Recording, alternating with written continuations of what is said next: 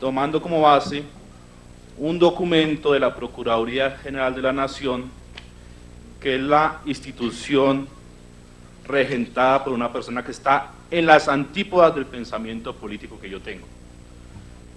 Hagamos un poco de historia sobre lo que pasó en el departamento del Bichada. En el departamento del Bichada hubo un desplazamiento forzado de campesinos por parte de paramilitares, comandados por alias Cuchillo y alias Macaco.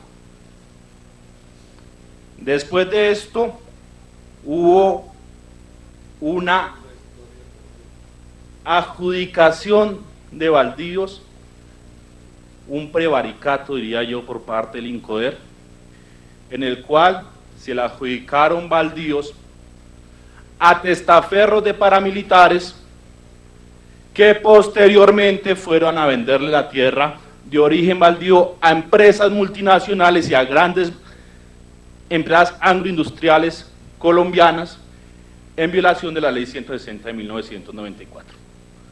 Así que si este proyecto de ley es aprobado, estamos en la legitimación de una actuación criminal, vías de hecho por parte del INCODER y un abuso del derecho por parte de empresas multinacionales y grupos económicos nacionales asesoradas por la firma Urrutia. Un abuso del derecho conocido en el derecho societario como abuso del velo corporativo. Se crearon sociedades de papel que en la realidad pertenecen a un mismo grupo económico. Habiendo hecho este reparo de tipo ideológico, quiero ahora entrar al debate constitucional. Este proyecto de ley es inconstitucional en su trámite, en su contenido material y es inconstitucional en la técnica legislativa. ¿Por qué es inconstitucional en su trámite? Como miembro de la Comisión Quinta, y gracias a una de las pocas audiencias que se hizo en el territorio, evidencié, cuando fuimos al Bichada, que en el Bichada hay una gran cantidad de población indígena, perteneciente a la etnia Sicuani. Entonces empecé a explorar dentro de la comisión si era o no necesaria una consulta previa. Lo primero que hice fue solicitar al INCODER, solo en el caso del Bichada, cuántos resguardos estaban en trámite de constitución, de saneamiento o de ampliación. El concepto del INCODER dice que en este momento hay 40 trámites de resguardos indígenas. No fui escuchado en la comisión. En la plenaria de la Cámara de Representantes insistí que era necesario aplazar el debate porque había unos claros indicios que se necesitaba consulta previa. Entonces solicité a la Secretaría General de la Cámara de Representantes que se oficiara a la Procuraduría General de la Nación y a la Dirección de Consulta Previa del Ministerio del Interior.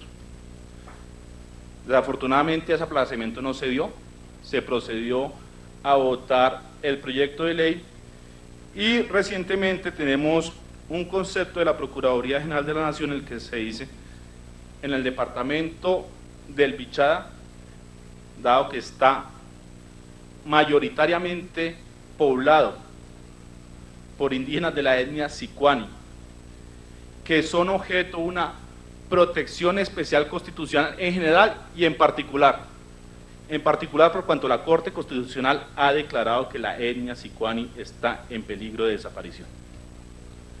Y dice el concepto de la Procuraduría, palabras más, palabras menos, es evidente que si este proyecto de ley está enfocado principalmente a un departamento como es el Bichada, que se necesitaba consulta previa. Nos hablan entonces que hay una salvaguarda dentro del proyecto y es que no podrán haber sidres en resguardos indígenas.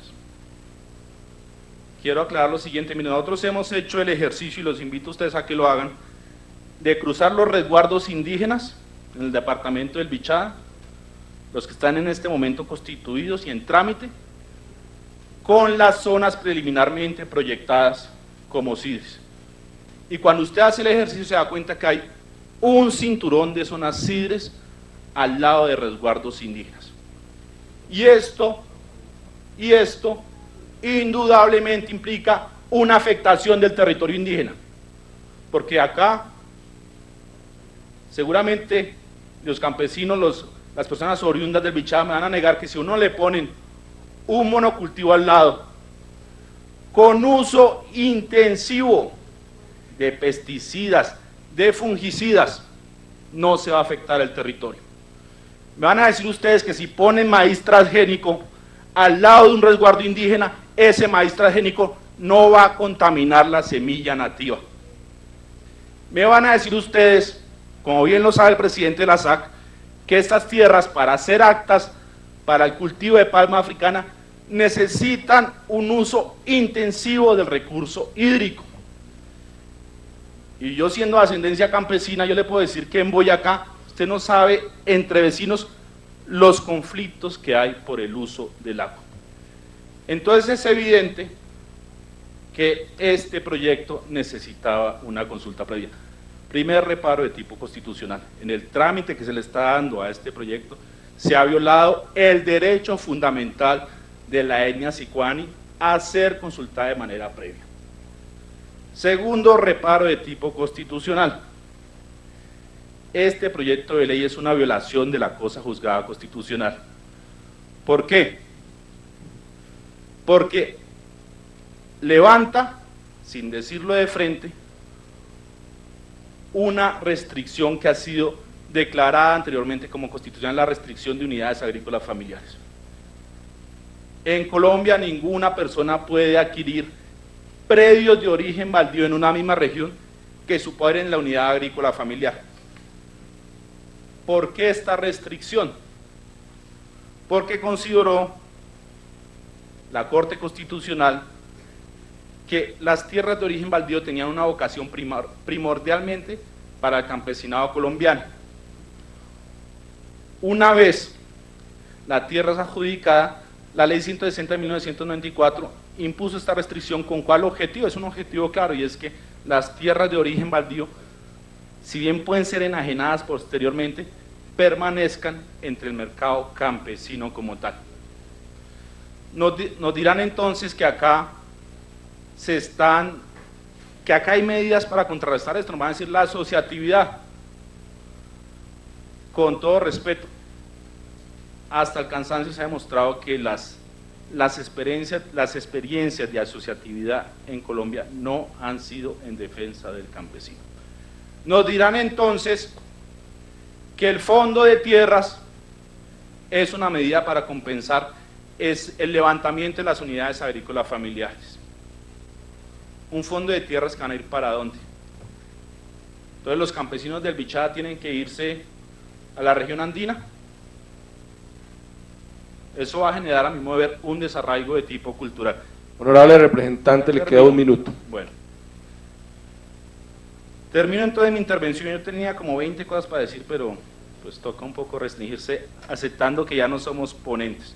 No, pero le voy a pedir un favor, sí, si usted me lo permite, ya que sus acotaciones son tan importantes y usted pues tuvo una participación activa en la Comisión Quinta de Cámara, que nos haga llegar, si es posible, por escrito a la Comisión de Ponentes sus consideraciones para revisarlas. Bueno.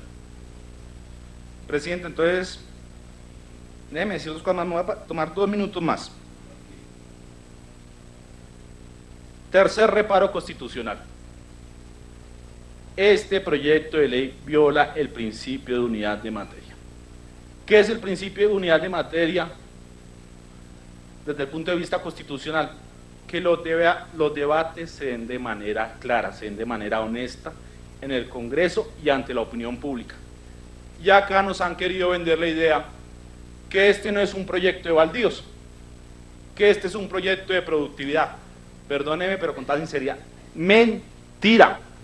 Este proyecto de ley es una modificación de la Ley 160 de 1994, que es la ley de reforma agraria en el país, y en ese sentido es una contrarreforma agraria en los departamentos en los cuales se van a implementar las CIDRES. ¿Por qué? La ley 160 de 1994 en lo que toca a baldíos tiene dos componentes. Una es la adjudicación de baldíos. ¿A quién se le puede adjudicar baldíos? Baldíos se le puede adjudicar a una persona que tenga un patrimonio líquido inferior a más o menos 600 millones de pesos, que haya ocupado la tierra durante 5 años y que explote las 2/3 partes de esta tierra.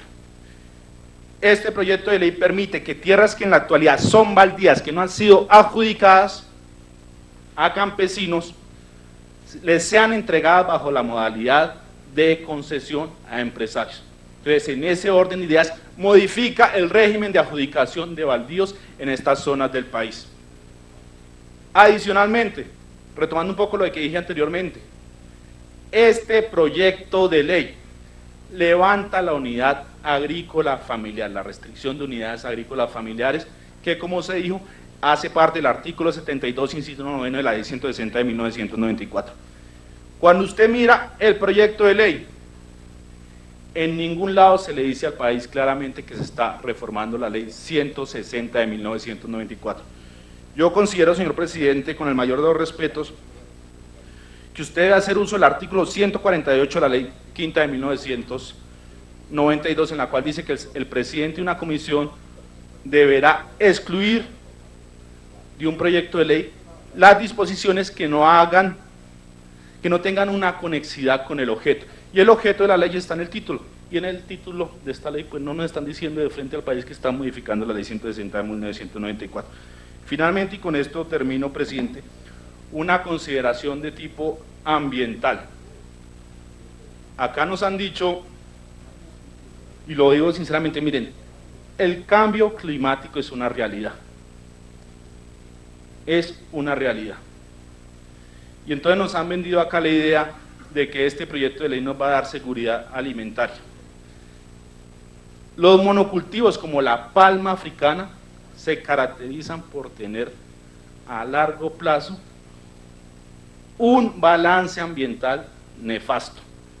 En la experiencia brasilera también se ha dicho, los monocultivos como la soya transgénica también tienen un balance ambiental nefasto.